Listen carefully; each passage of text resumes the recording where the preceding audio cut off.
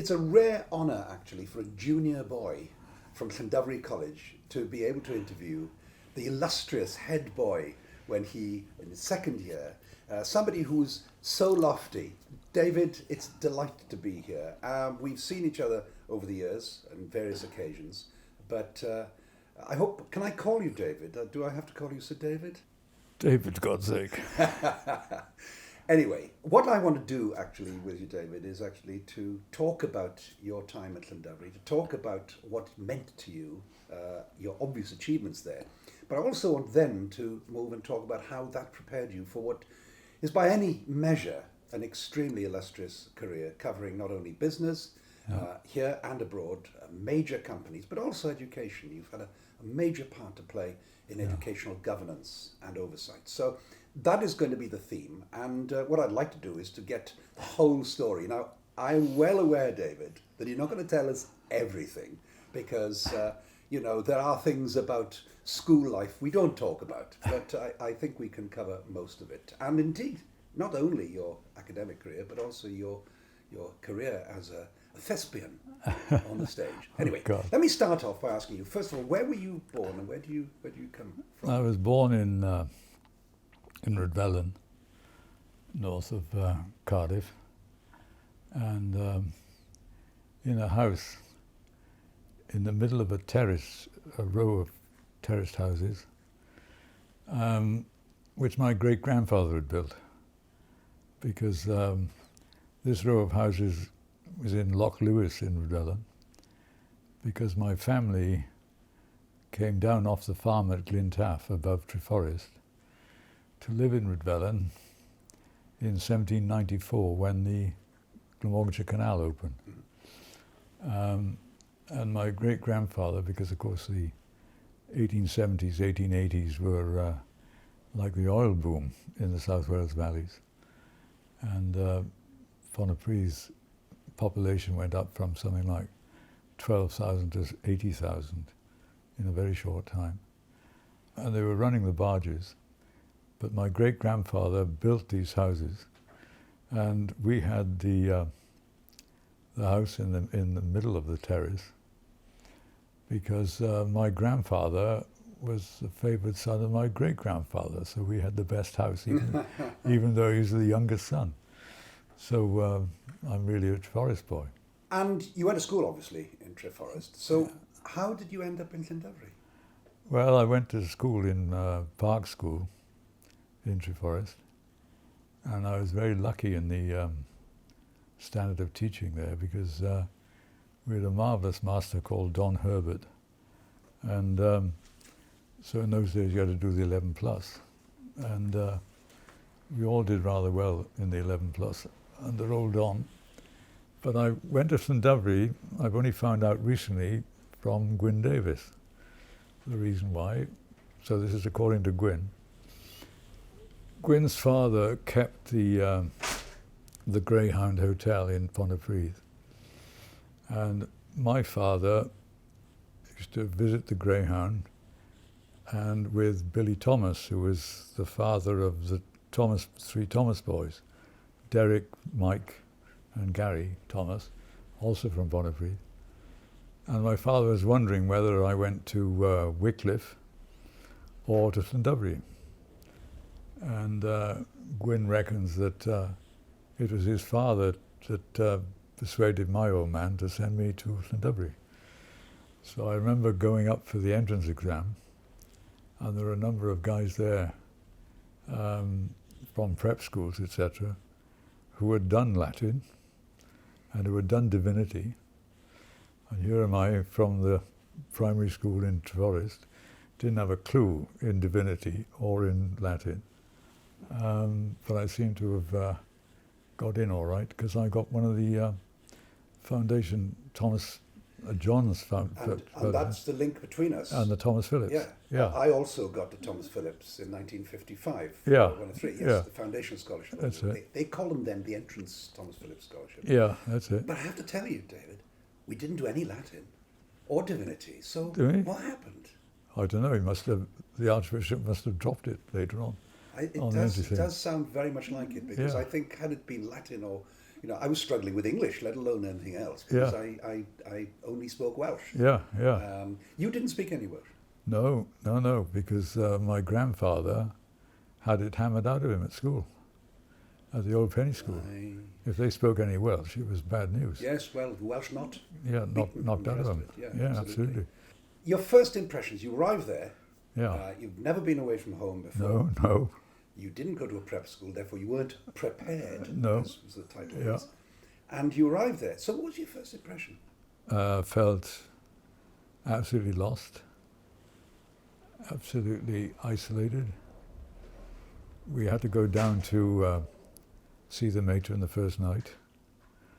And then some of the guys who were I was in the Corder dormitory, some of them in Dollicothe a year ahead, said, well, ask the matron this when you go in, which I rather innocently did. And of course that brought the bloody house down. I can't remember what it was. But that was a baptism of fire, if you like. And getting used to that took some doing. Yeah. And of course in those days, the worst task of all, because it was not long after the war, so there was still sweet rationing and all the rest of it. And you're rationed to 12 pieces of lavatory paper a week. And that's that's what you had to last on. And the bogs, as they then were not the most salubrious place anyhow. I think we can move on from this topic. This is sounding to me... You're asking me my impressions. You went there, in which year did you arrive? So I arrived in September 1949. And the other thing I remember of the time was that the septic tanks were overflowing. So the lawn in front of the chapel was awash. Really? Yeah. And that was when I arrived for the entrance exam. That didn't put you off then? Well, I had no choice, no choice at all. So your first night there, I mean, we can share experiences of this because I have vivid memories of that first night. Like you, only boy, only child, never been away from home, and there you are, stranded. Did they punish you that first night? No, not formally, but it was a shock to lights out, and then Pope lived in what became the sixth form library. I don't know what it is now. And he was there full time, so of course you knew he was there. And I'll never forget that first night, him shouting, at somebody for, and he had quite this piercing sort of shout, for talking after lights were out. Suddenly you heard this, down, shouting at you, and I thought, oh, bloody hell, now we know what's going on. The big change, David, and this is no reflection on the regimes that were introduced, because you were not responsible, but the regime changed to the extent that yes, we were told to shut up, but when, in that first night, we failed to listen seriously, we were actually beaten that first night? Yes, all of us in Corder. Good God. And the following night. Good God. And we were beaten mercilessly that year. But in the end, it became a badge of honour. How many times could you actually be beaten? Yeah. It was a terrifying experience. Yeah. It was humiliating. Absolutely. And it was something which was meant to control you. Yeah. But clearly, you had a much more civilized entrance to then. Yeah. That's interesting. But I had a similar experience a few years later when the then head boy tanned the whole chapel after Sunday service. Was that Jarvis Angel? Well, no names, no factorial. Oh, right. We did say no secrets. Yes, of course. Yeah. Of course. So then you arrived, but very soon you obviously settled down and you clearly prospered because some years later, of course, when I arrived, you were there in the lofty heights of school prefect, and then you became head boy. Yeah.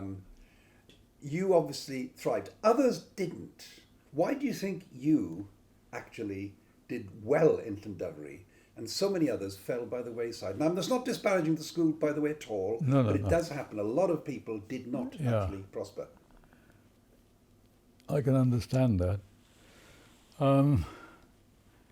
I suppose that it never crossed my mind not to. And I mean, I went through a bunch of us, and it was John Morgan's, myself, Tubby Williams, and I mean, John went on in the law.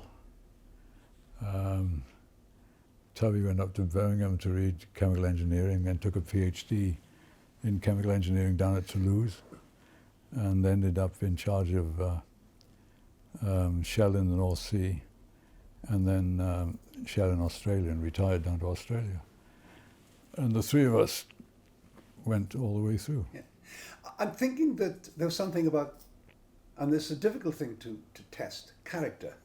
Yeah. That you were able to adapt and adjust Yeah. to what was a difficult Yeah. regime. Yeah. Is that reasonable? Oh no, I think that's a very valid point, because I've had to adapt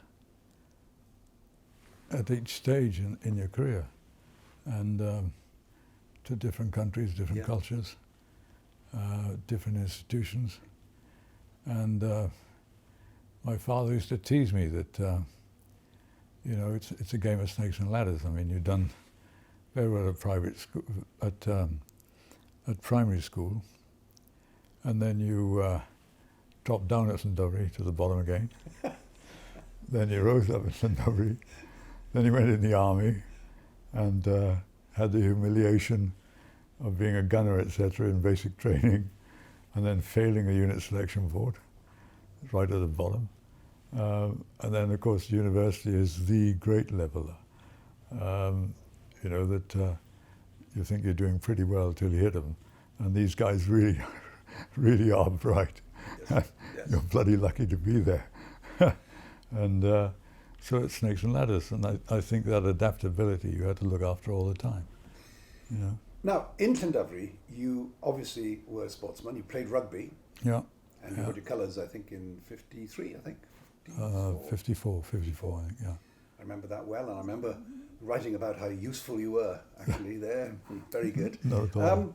You also, you were reading physics and chemistry, of course. Yeah. And you were in the CCF? Yeah. Yeah. Yeah. So, did you enjoy that? Not really. I remember going to annual camp in North Wales at Kinmel. Oh, yes.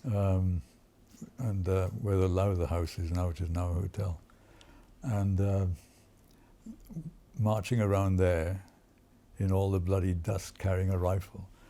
And I thought, damn it, I'm not going to go in the infantry. Because we all knew we had to go in. So I didn't particularly enjoy it. What was useful was the shooting. Yeah. The interesting thing is, Peter Warren, who was in charge of you guys at the time, actually wrote about the Kinmel Park experience. Oh, did he? Particularly about the food, which was not a great moment. Yeah. It's interesting to reflect that Kinmel Park, of course, many years earlier, had another experience. In 1919, there was the Kinmel Park riots, and the Canadians who wanted to go home couldn't, and they rioted, and there was all sorts of things, and people died. Yeah. It's so when I read about Kinmel, I thought, well, why is there not a riot there with Llandovery College involved? Right, let me take you back to your experience in Llandovery, because as it happens, I have a series of mementos, a Llandovery School Journal, which actually contains some very useful information about you, because I've still kept these. But you know, the one thing I do remember vividly in my second year, there was a Shakespeare play, and that was on in the old gym, right? And I think the first one I saw was The Merry Wives of Windsor. Yeah. And in it, playing the part of Sir John Falstaff was D.G. John. That's right. With no previous experience on the stage and little faith in his own ability as an actor, he mastered the words, and his fine, rolling voice and wonderful makeup helped him to do the trick. His own special contribution to the part was a certain delicacy of movement that was much funnier to watch than he can ever have known. Exactly. I do remember that very, very well, and it was quite remarkable. So, what did you get from that experience? Because you clearly played Sir John Falstaff for many years to come. Well, I hadn't. I resisted wanting to do it because when I was, I think, the first or second year, I'd appeared in a bit of a junior play,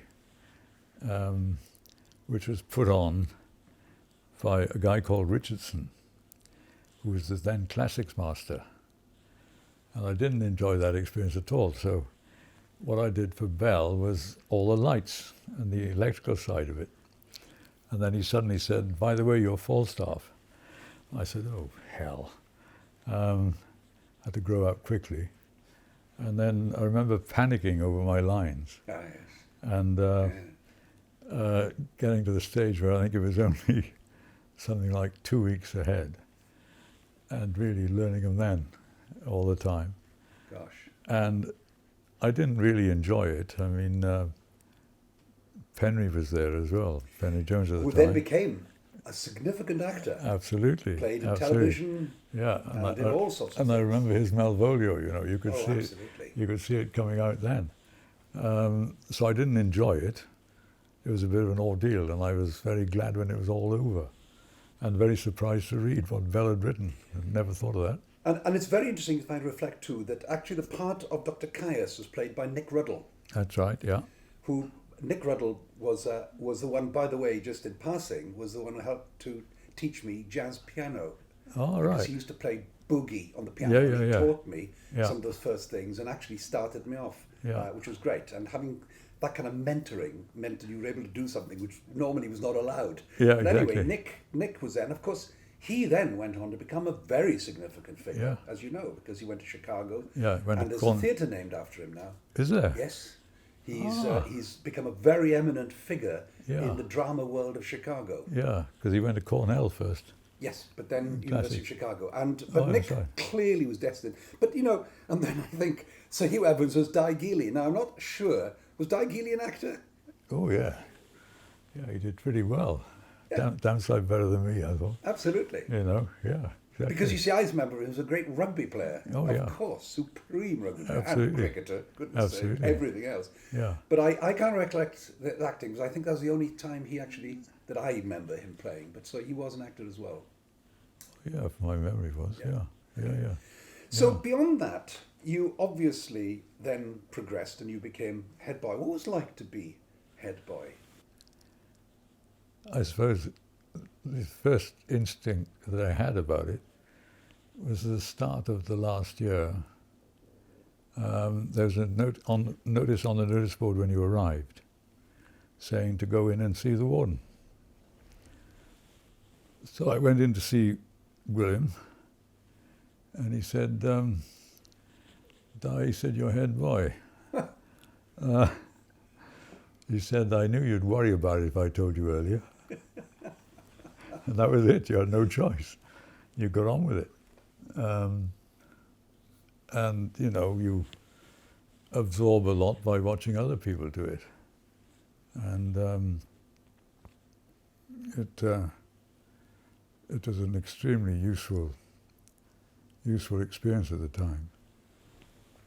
It taught you the first essences and traps of leadership. And I remember my last year having a tremendous row. I think we were on strike over bad food or something. Can't remember what the basis of the row was. But having the row with one of the old boys who should be nameless about this. And I bumped into him at an event. It must have been 40 years later. And I was buying a bottle of champagne at the bar, and he was standing alongside me. And the row broke out after 40 years. Really? Yeah. That's terrifying. And I said, oh, for Christ's sake, grow up, and walked away. Oh, well, that's something. You know, but it shows the other side of it. Of course, David, there was a momentous moment when you were head boy, and that is when the warden, Geo Williams, after 8 years, became Bishop of Bangor. Yeah, I mean, that happened my last year. And he got installed down at Llandovery. And then, so we went down for that ceremony. And then we went up to Bangor. The school collected money to donate the pectoral cross to him. So I remember going up to with Josh Evans, and I've forgotten now who was with me, but in Josh's A35 at 20 mile an hour, going from Llandovery over to Aberystwyth to Cynfab Roberts' house and parents. And then we went on up to Bangor. And it took most of the day to get up there before we even got to the ceremony, etc. And so, of course, he left then. So I had Charlie Bell as, I think, just for the last term as interim warden. But you presented, did you present him? I presented the pectoral cross down in Llandovery. You didn't have to hang it round his neck or anything? No, just presented just gave it it in the box, yeah. But yeah, even yeah. so, quite a remarkable thing. Oh, yeah, yeah. It didn't tempt you to become a priest yourself? No, very Right. not. Now, we all have memories of influential teachers. Yeah, I mean, you know, and I'm sure you'll share with me, I think Charlie Bell, yeah. Christopher Bell, was a very fine history teacher. Oh, yeah. Carwyn James, Yeah. you wouldn't have remembered Carwyn because he came after you'd left. No, Karen was with me. He'd arrived Yeah, in 56 then, yeah, 57. yeah, yeah. Like the first year then, his Yeah. first year. Yeah. He was a superb teacher, as Yeah. we all know, and he was a great Yeah. mentor as well. There were others who were not possibly quite of the same cut of cloth, you might say. And I was very surprised to find some years later, no names mentioned, that somebody who we mercilessly destroyed in the classroom, even though you were only 13 years old, even though we controlled everything, became head teacher of a very large comprehensive school. It does tell you something, doesn't it? Yeah. However, was there anybody of that group who, you know, teachers who particularly stand out for you? Oh, I think it's Bell. And But you didn't do history though? no, only history up to O level. Yes. But ever since, I've had this huge interest in military history.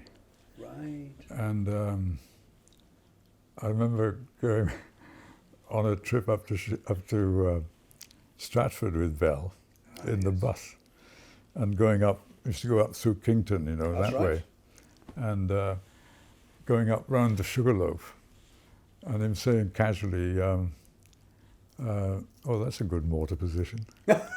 He's an ex-gunner. Well, he was Monte Cassino. Yeah, exactly. He'd actually witnessed that. Yeah. Yes.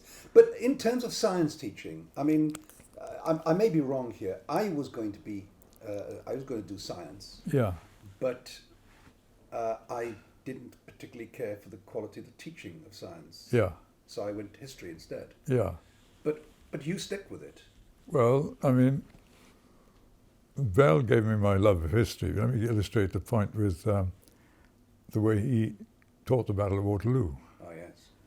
And he said, first of all, he said, when you're coming back from France, what strikes you first about looking at the cliff at England?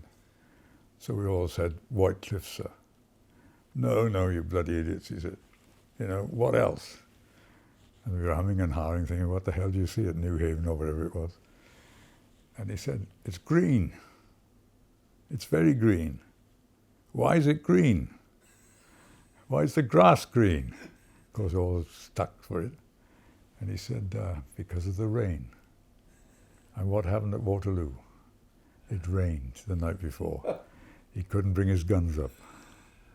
Very interesting. And What- that's what a tremendous what introduction. What a way to do it. You know, and a What a way to few do it. years ago, I went round Waterloo on the anniversary of the battle. So the other inspirational teacher was a guy called Avery, who taught me physics, particularly in practical physics. Uh-huh. And he wrote a book on it, actually. But all of us got 98% plus in practical physics That's amazing. from Avery. So he taught you the experimental method. The other teachers were less than inspirational. And when you look at it, I mean, I don't think it would get through an inspection now. In terms of, right. you know. Absolutely, I think it applies to a lot of people. Yeah. So you then went into the army, obviously, which Yeah. was obviously an interesting experience. You were Yeah. there for 2 years. 2 years, yeah. Yeah. Yeah. As a gunner. No, I went in within 3 weeks of leaving school, and it was marvelous. You had superb food, 4,500 calories a day. You had a decent mattress, yeah.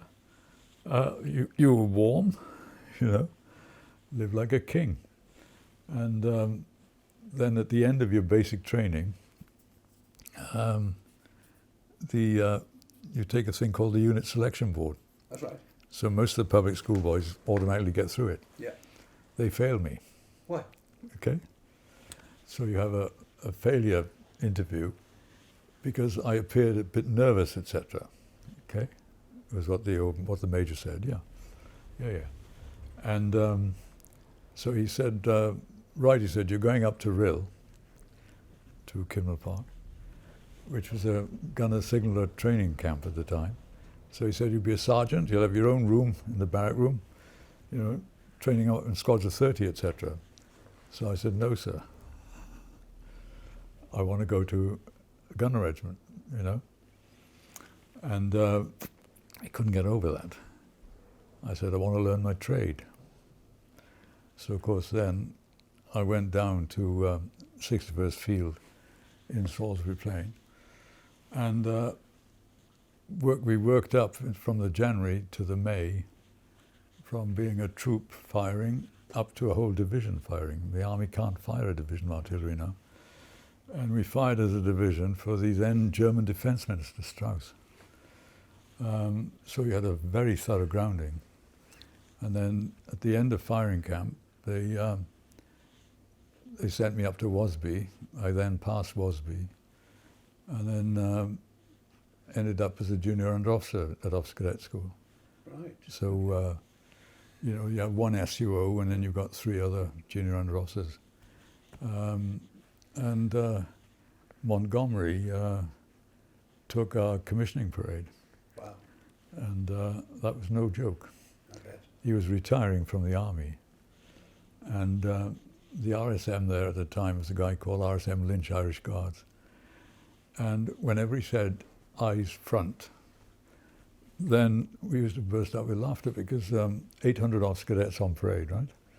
And his mouth used to start one side and go, aye, front, in a convex shape, so we started to laugh.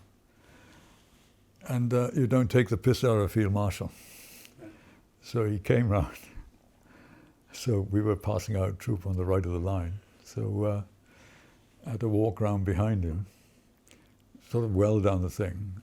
And he wasn't asking the polite questions about, what are you going up to university afterwards? The normal inspection general would make. He was saying, dirty George Ed Buttons, take this man's name.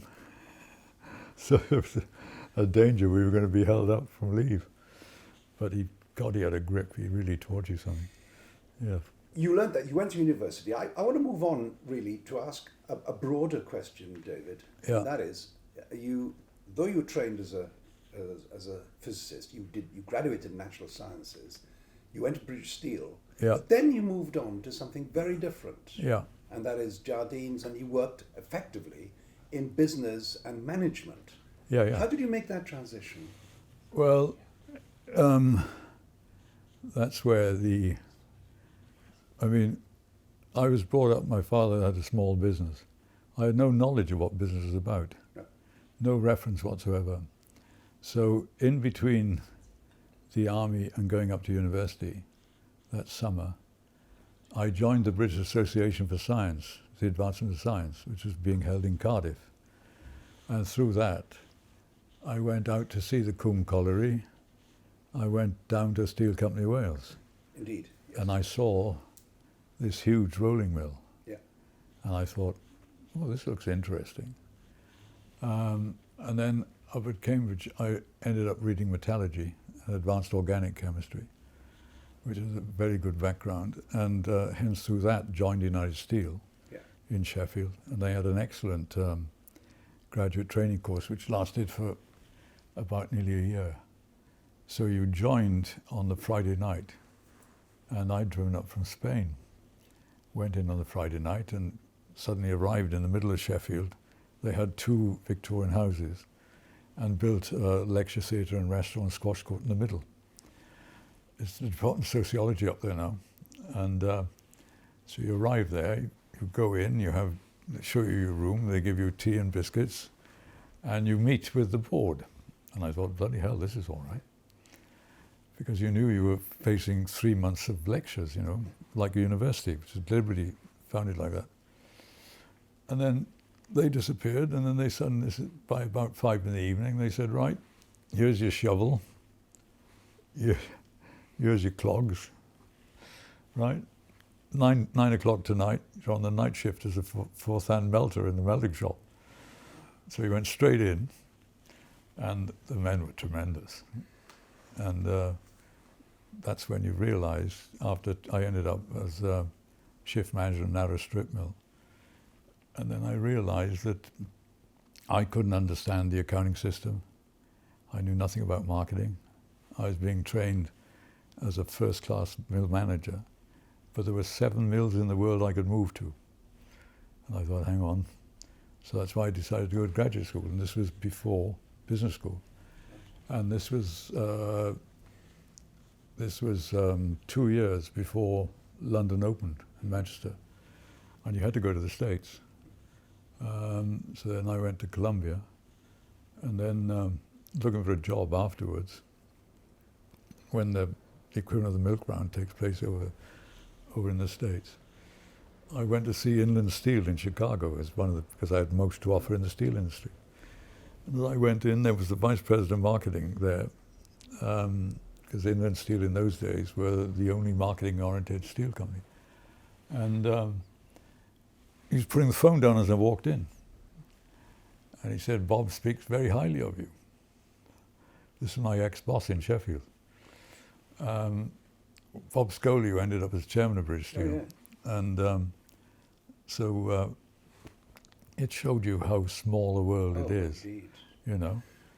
And I mean, years afterwards, I saw him in Singapore, and then I saw him in Covent Garden, and his hobbies were opera and Turkey. And by this time he was, well, hell, I was back here, so I was over 50 or whatever. And I went up to him and I said, good evening, Sir Robert, do you remember me? I was one of your young men in Brinsworth hot mill. And he looked up and said, aye, lad, but that's one of my bloody old men now. He's a great guy. Yeah. You've had an illustrious career in major companies, Balfour Beatty, Premier Oil, British Oxygen, and so on. And, you know, we could talk all day about your experiences there. But what's interesting is that you've also had very significant interest in education. Yeah. You've been a governor of school of SOAS. Yeah. You've been involved with fundraising for your old college, but also you've been involved in other aspects. What drew you? I mean, many people who've been doing what you've done wouldn't actually get involved in that way. Yeah. What made you want to do that? I think what started it off with me was that do you remember when Wilson was Prime Minister, the white heat of technology? Indeed, famous speech. That's when I was in New York. So he sent over a high-quality British delegation to recruit the Brits back for the business schools. And these guys came over, and the approach of the British industrialist to recruiting in the States, admittedly a lot of them hadn't done it before, was a typical Brit approach compared with a very professional American approach. And that made me start questioning. And of course, London had just started. Yeah. And then I watched the development of London. And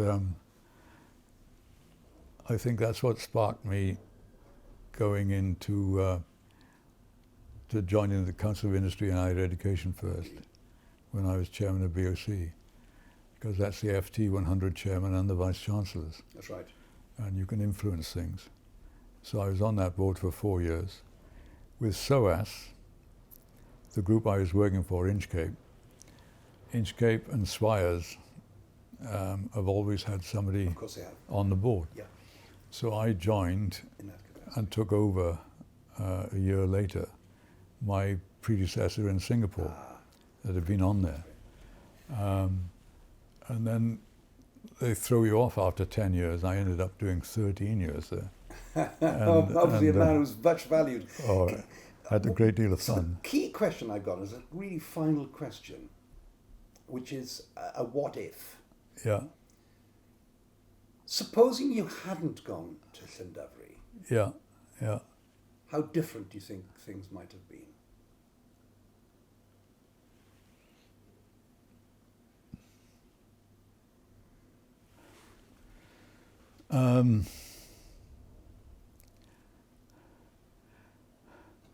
Not all that much, That's an interesting answer.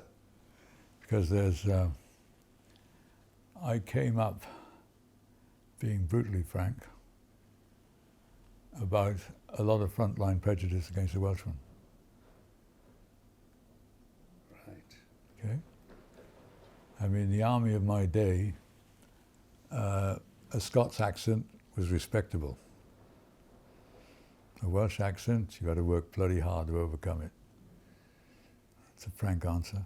Well, I think it's a very good answer. And in other walks of life. Yeah. Yeah. And of course, an English public school gives you the correct accent and an air of authority founded on nothing, in my experience. Whereas we've always had a hill to climb. Yes. And that's why I say, I mean, obviously it had a hell of an influence on me, but I mean, that was what the essential difference is. Right. And people very rarely will say that. No. And then what you had to do is preempt it. Yeah. And then you stood out from the crowd. Well, if I may say, David, it's been absolute delight talking to you. And I was going to say, not mealy mouths, a privilege, because, you know, you were certainly, I mean, you were a lot bigger than I was when I was 12 years old, and, you know, pretty terrifying too, if I may say so. But there was an air of, if I may say so, of dignity and of authority there, which means I'm very surprised that the chap in the army thought you were too nervous. No. I never saw you as nervous. You were always in command of everything. So, Yeah. and just to say thank you very much. I don't have any memories of your mistreating me, which I think is a great privilege. That's very kind. That's all.